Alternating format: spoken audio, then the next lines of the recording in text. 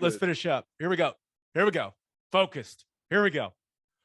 As always, Ted, kick us off. Who do you have as your winner of the weekend? Thought about going with Oregon. Now, I know that it's starting to look like Oregon and Washington may be on the outside looking in, but reportedly Phil Knight is working the phones like an old sales rep, cold calling some schools and conferences trying to get Oregon in. It can't be a bad thing when a guy worth 40 billion is making the call for you, and almost every single team in the country has his logo on their uniform. That has to carry some weight. So yeah, a lot of weight. So I thought about going with them. I also thought about going with Shohei Ohtani, who 2 years in a row makes it as a hitter and a pitcher in the All-Star game. I still think it's a injustice about how many people don't know about what type of baseball player he is. I saw an overlay over the weekend of his 3 best pitches: fastball, slider, and splitter in one at bat, all from the same arm slot. 101 mile an hour fastball, 81 mile an hour slider that looked like it moved 2 feet, and a 92 mile an hour splitter that it goes from middle of the zone to hitting the dirt in front of the plate. It drops so much. The guy is unbelievable. So tune in. Yeah. He's incredible. And it makes me sad. Sad's probably not the right word, but it's the same thing with Aaron Judge almost also. Like, these guys are incredible, but especially Ohtani. Like, Ohtani he may be the most unique baseball player ever. He probably is. And people just don't really care about baseball anymore, man. It's so weird. It's not that weird. He is almost like if there was like a top half of the NFL quarterback that was also the best punt returner in the game. Yeah, you know what I'm saying? It's absurd. It's crazy. So, but I ended up, because this came out several days ago, but Trent Williams, first offensive lineman to get the 99 rating on the Madden video game, which is kind of a weird thing, but it's a really cool. And they had this presentation for him with some stuff. So I thought that was really cool. And you've talked about this.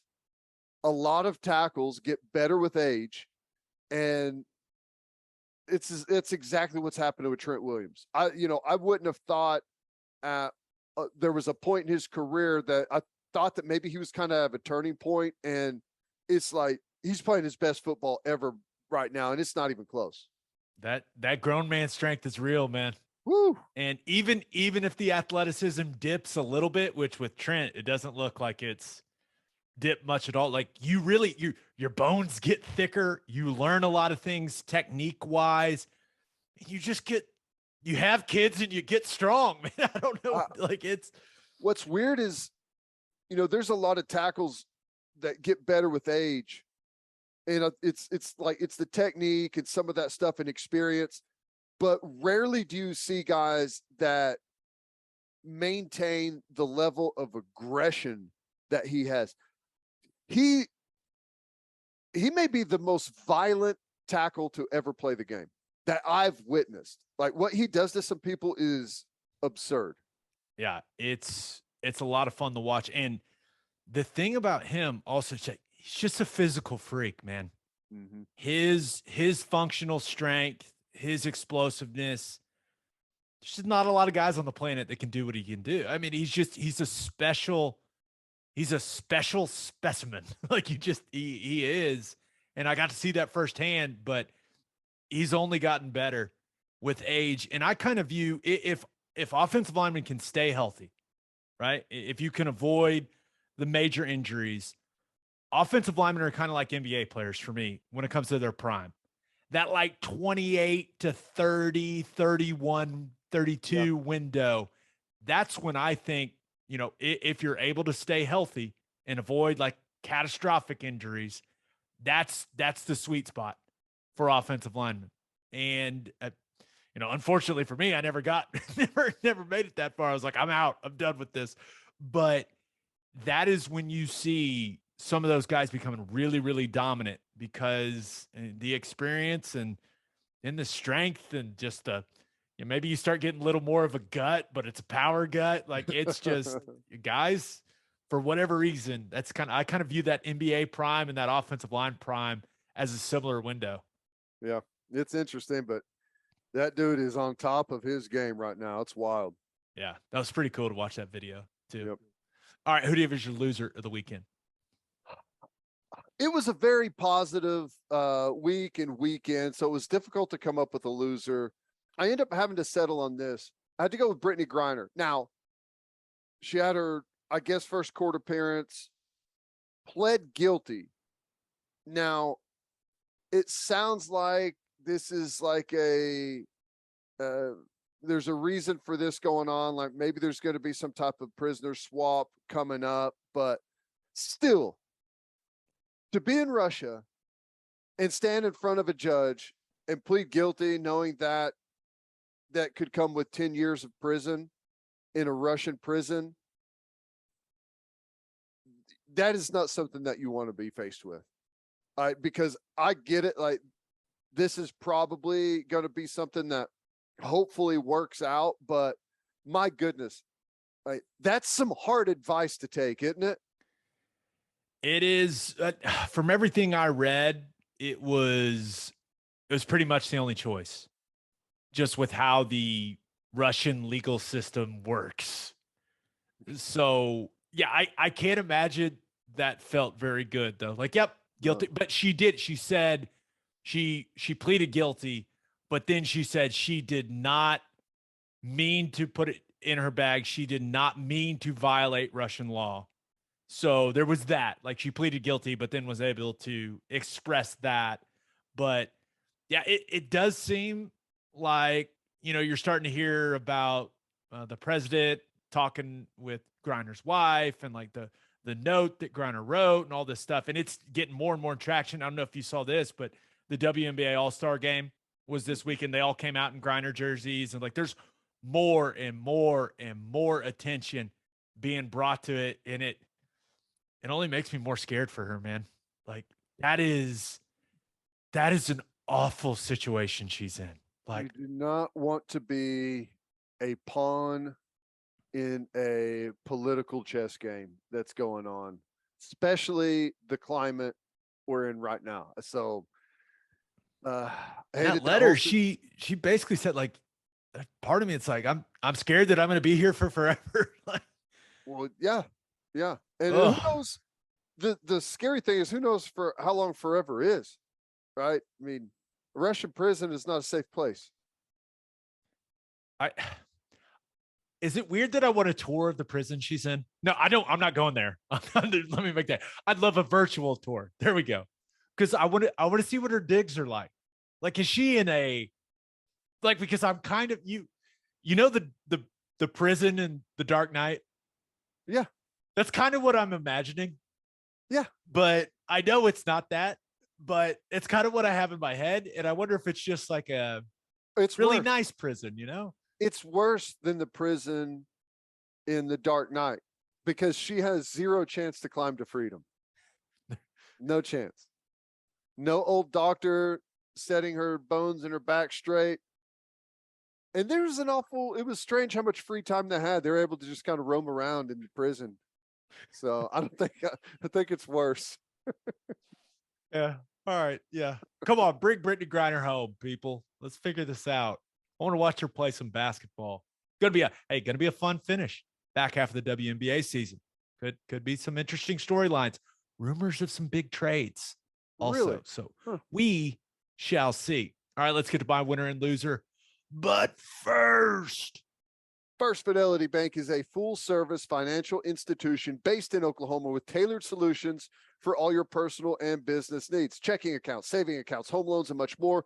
They do it all, whether it's online banking from your computer or mobile banking from your phone. Everything is stress-free with FFB. Making mobile deposits, paying bills online, and moving money to different accounts could not be easier. First Fidelity Bank provides free ATMs worldwide, making banking convenient wherever you are. They also give back to the community. FFB donates a total of more than $500,000 to local charities and educational foundations. Make your life easier and go bank with First Fidelity Bank. Visit ffb.com for more information.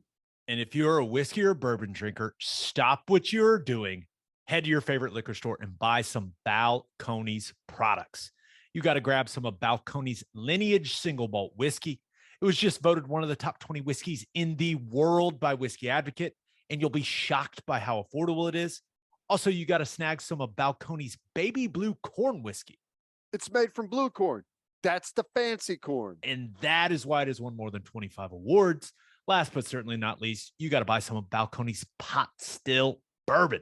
Its big flavors make it the perfect bourbon to drink year round, even when it is 1 million degrees. God, this weather's been ridiculous. But remember, in 2012, Balcones Single Malt won the Best in Class competition, beating brands like Johnny Walker and Macallan. If you love great whiskey and bourbon at a great price, then Balcones products are the only way to go. Remember, this stuff is the real deal, people. The whiskey may be made in Texas, but the owners are from Oklahoma. To find a liquor store that has it, visit balconesdistilling.com. All right. There is a lot that happened this weekend. I got a lot of honorable mentions. Okay. For winner of the week. And thought about going with Zach Wilson. Ted, are you familiar with the situation? Did you see this? Somewhat familiar. Okay. Zach Wilson's ex-girlfriend, Abby Guile, we'll just call her Abby, is now dating his best friend and roommate from college, Dax Milne, who plays for the Commanders. Maybe his ex-best friend now. I guess they don't follow each other on social media anymore. Who knows? But someone commented on an Instagram post and directed their comment at Abby and said, homie hopper, which for anyone out there that doesn't understand, kind of a shot at her from going to Wilson to Milne. To which Abby responded, quote, he was sleeping with his mom's best friend. That's the real homie hopper. So if you put it all together, Zach Wilson and his girlfriend broke up because he was sleeping with his mom's best friend, is what I've deduced from the situation. And whether it's right or wrong, this has made his street cred go up immensely in the New York Jets locker room, throughout the National Football League, and people were praising him on social media. I was not, but if I remember right, wasn't there a big, like, his mom on draft night got a lot of attention, correct? His mom is a very good looking lady, as is Zach Wilson, and hey, as is Dax Milne. You go look at that guy, good looking guy. There's no doubt. I'm going to go out on a limb and assume that Zach Wilson's mom's best friend is a very good looking woman. I'm going out on a limb and assuming that. But yes, for this all came together on Sunday, and oh boy, it blew up, man. Yeah, Zach Wilson's living in a different world than he was previously, right? With his situation being known to the entire planet. Correct. Also, bit of a different situation being at BYU to being the starting quarterback for the New York Jets. Right. Some probably, but which makes it even funnier that it's his mom's best friend. Like, out of all the chicks you're going to cheat on your girl with, it's your mom's best friend. Like, you're a starting NFL quarterback. You're a really good looking dude. And that's what breaks up the relationship.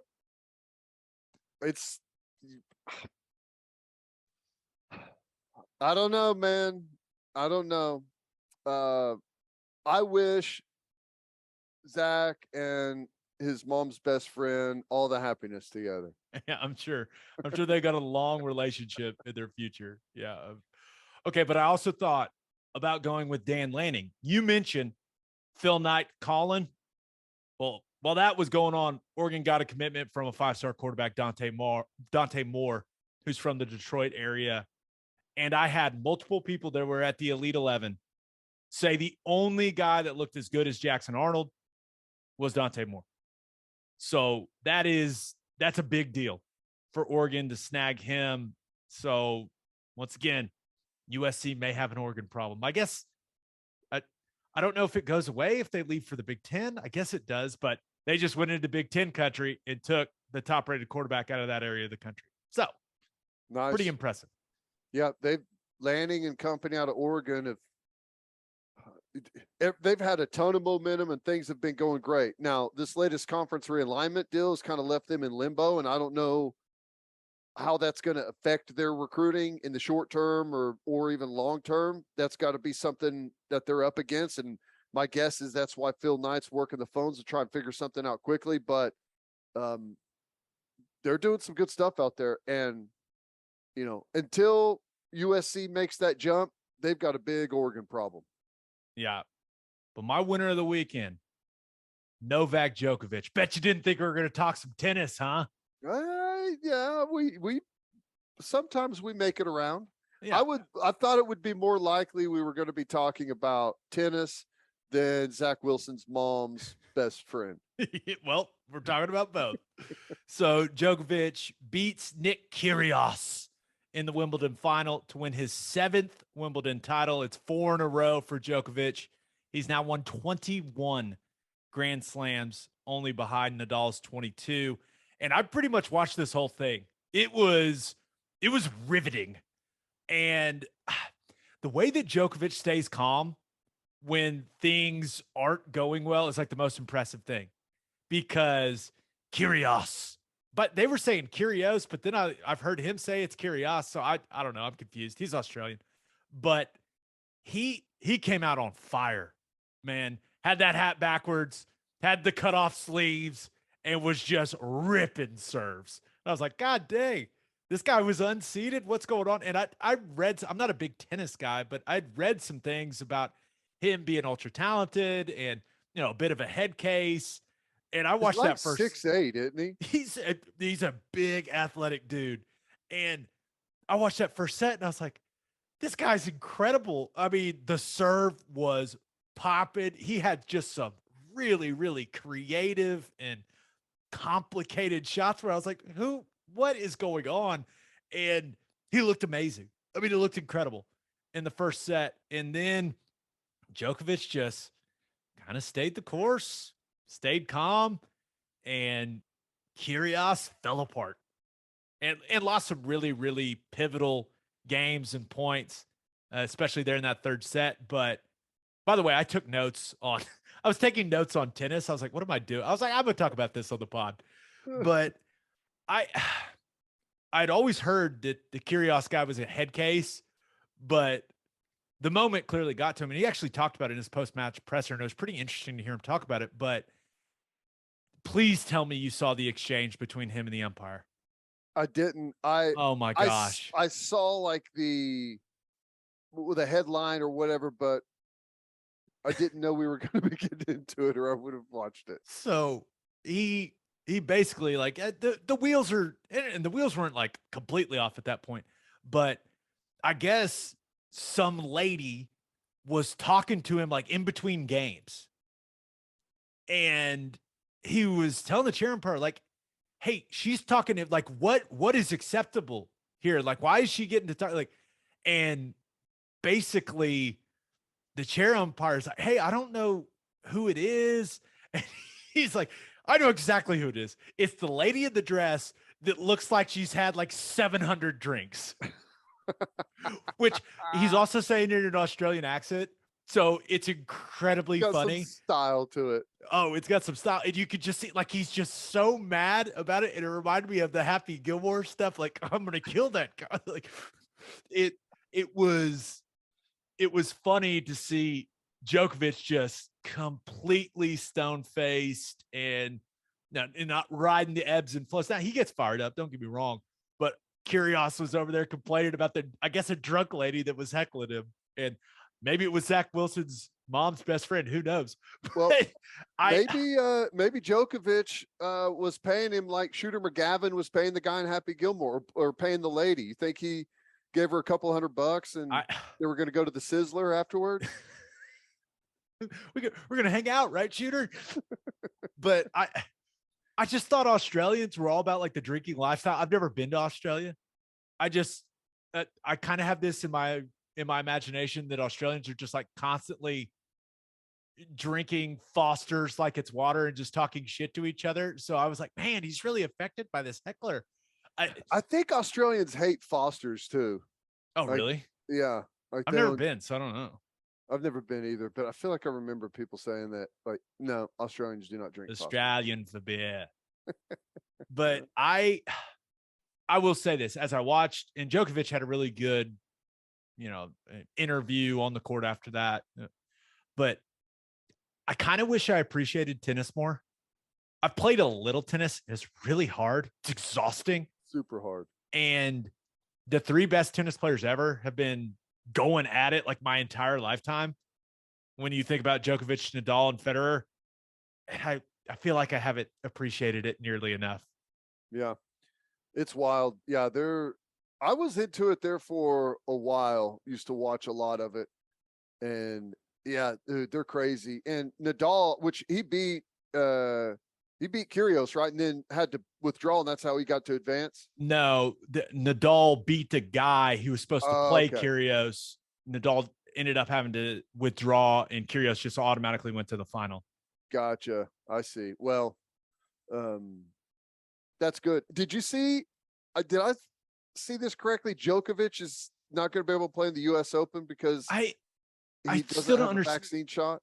Yeah, and he said he's not going to get vaccinated. And is that still a thing in New York? I don't know. Can't you just test him every day? I don't understand. Like, he's the best tennis player in the world. Why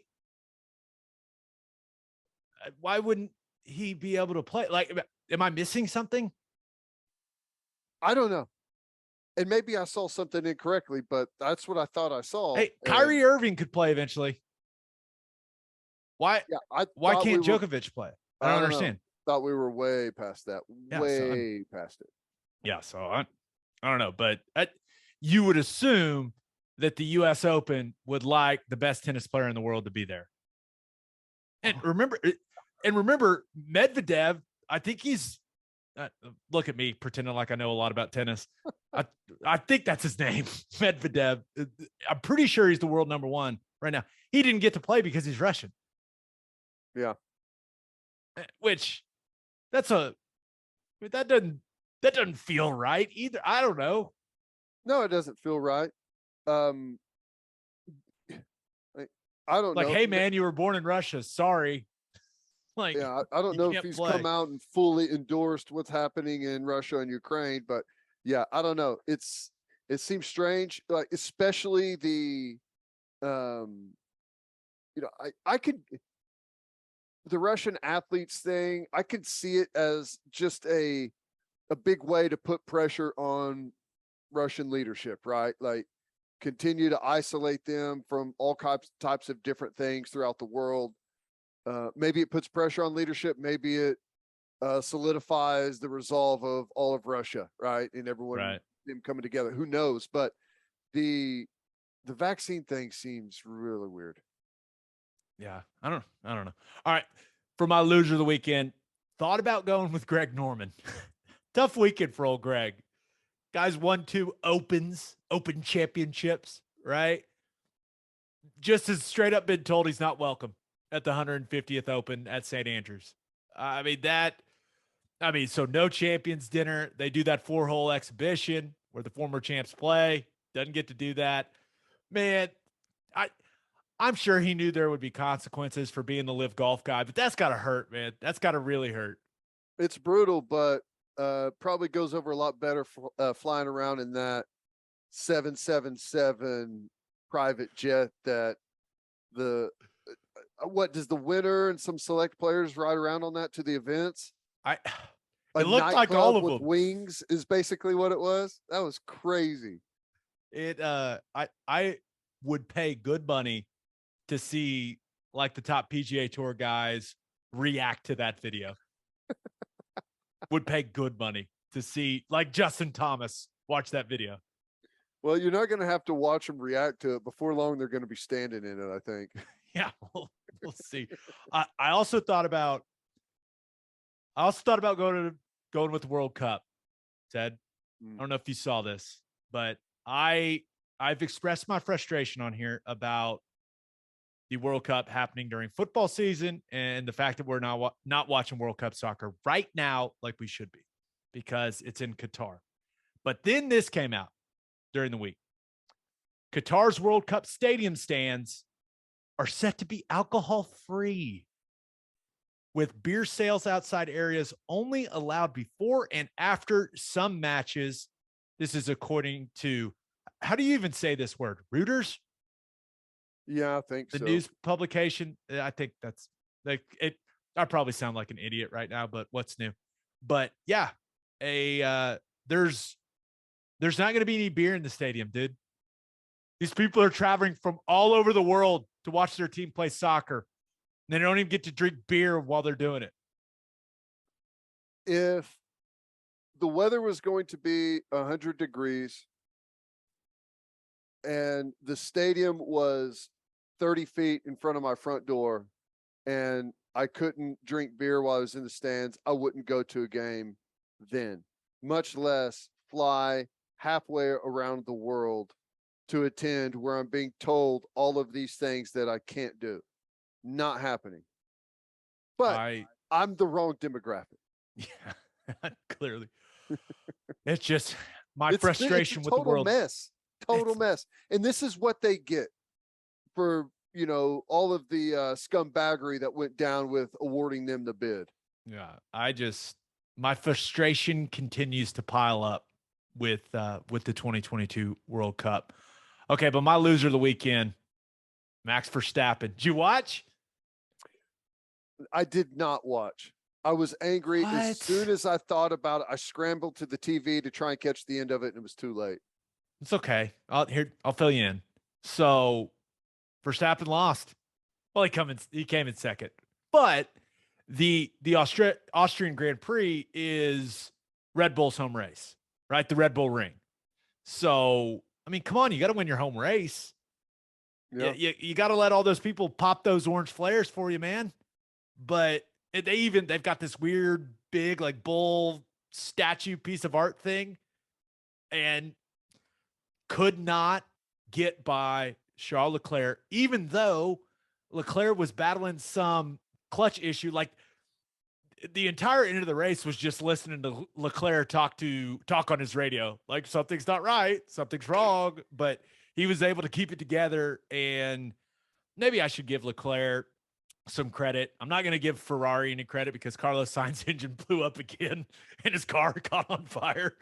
But for him to be able to hold off Verstappen when he had that going on and it like taken away from his mental focus of just driving the damn car, that was pretty impressive. But I was a little surprised with Leclerc dealing with that. Verstappen couldn't make a move and get the win, man. I just thought he's supposed to be that dude and just didn't get it done. Now I will say it seemed like Ferrari had a better car. So there is that. But yeah, Verstappen second in the home race. Got a sting. Brutal. I will tell you this. I had a bit of my own Formula One experience this weekend. Okay. Went to, I believe the racetrack is Jennings Racetrack up in between Stillwater and Tulsa. I drove a Ferrari 488 GTB, a Porsche GT4, and a Lamborghini Huracan. Okay, the V10. And shockingly, Gabe, I'm a Ferrari guy. I rate the Ferrari dead last of the three. Ooh. And it hurt. It hurt me to do that. It's tough. So what was number one? The Lamborghini. Shockingly. It had the V10. Now, there could be some bias. I drove the 3 cars. It was the last car that I drove. So I was more used to the track, more used to the experience. And I was able to I was finally out in front to where I didn't have a bunch of lap traffic hold me up. So it was way better than the Lamborghini. And they said like the Ferrari, some of the settings on it for like traction control were maybe why it was lagging a little bit, but it was awesome. That sounds awesome. I would love to go do that. Thanks for the Shout invite. out to Corona for putting that together. Was really, really cool. Fun little promotional thing that they were doing. It was awesome.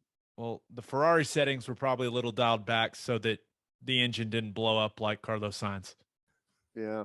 Dude, you'll find the picture. You'll see the picture on Twitter, like power unit failure again for Sainz after winning last weekend. And he's just like sitting there with his helmet on and he looks so sad. The picture was making its rounds on Twitter, but also I heard Lewis Hamilton say something in like the post-race press conference that just blew my mind.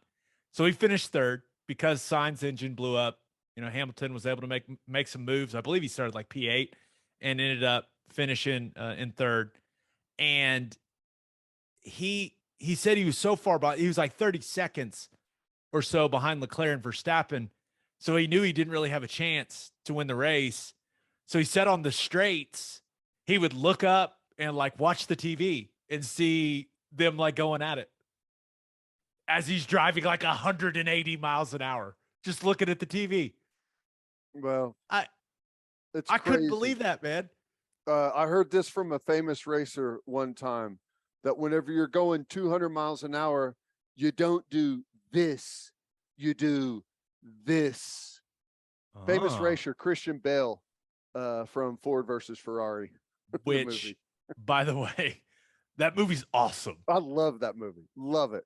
Super underrated. If you haven't watched Ford versus Ferrari, do it like now. I heard it was good, and when I watched it, I was shocked at how I've seen it like 5 times because it's so good. I think it's like one of the more underrated movies I can remember. I really cool. Loved it. On a side note, I watched the first episode of season 4 of Stranger Things by myself at home on Friday night. My wife was out at a dinner. Yeah. I watched it in the dark. Bad idea. I was scared as shit, bro. It was. Oh, that's awesome. And anyone that has watched season 4, that first episode with the thing that happens to Chrissy, you know what I'm talking about? I was like, oh my, what the? All by myself in the dark at our house. So I made the dogs come watch it with me. I'm glad you made it through. Hey, you got to check out the Terminal List on Amazon. Okay. It is awesome. Very good. Okay. One last thing about the Austrian Grand Prix. Don't let Haas get hot now. Double points for Haas. Mick Schumacher, driver of the day, P6. Kevin Magnussen, P8. Double points. Just a reminder, Ted, the only American-owned team, Haas. Love it. Just throw a wrench in the system. Come on. We may, if they start making this a regular occurrence, I know you're going to adopt them as your team, but I will. And my goal in this thing is to force the rest of the world to stop calling the engine the power unit and just start calling it the engine. Right. That's the whole goal in this thing. There you go.